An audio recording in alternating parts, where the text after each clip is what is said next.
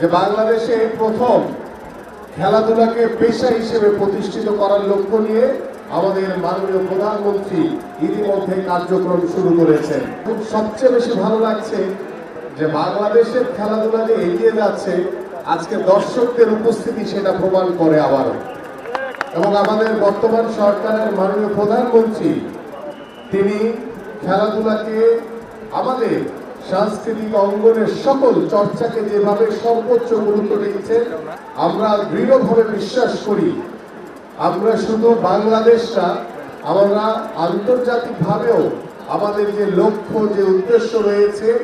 আমরা sub games থেকে শুরু করে এশিয়ান গেমস কিংবা অলিম্পিকের মতো সর্ববৃহৎ আসরে বাংলাদেশের নামটি যাতে আমরা লেখাতে পারি, এটি হচ্ছে আমাদের লক্ষ্য। আমি বলছি না যেটি আমরা রাতারাতি করতে পারবো, বাট আমরা শুরুটা করেছি এবং সেই শুরুটা আপনারা জানেন যে বাংলাদেশে প্রথম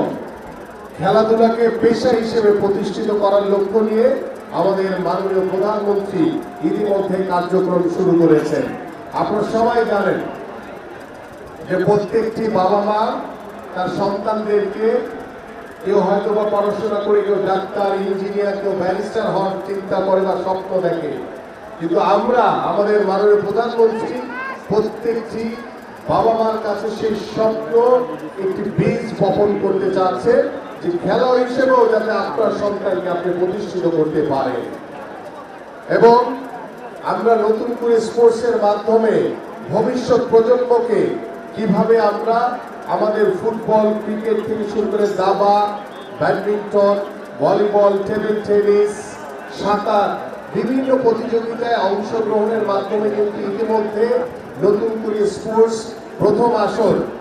আমরা এই জুলাই মাসে আগামী 27শে জুলাই আমাদের মাননীয় প্রধানমন্ত্রী আর্মি স্টেডিয়ামে আনুষ্ঠানিকভাবে পুরস্কার বিতরণী এবং সমাপনী অনুষ্ঠানে যোগদানের মাধ্যমে আমরা প্রথম আসর আশা করি ইনশাআল্লাহ সুন্দরভাবে শেষ করব।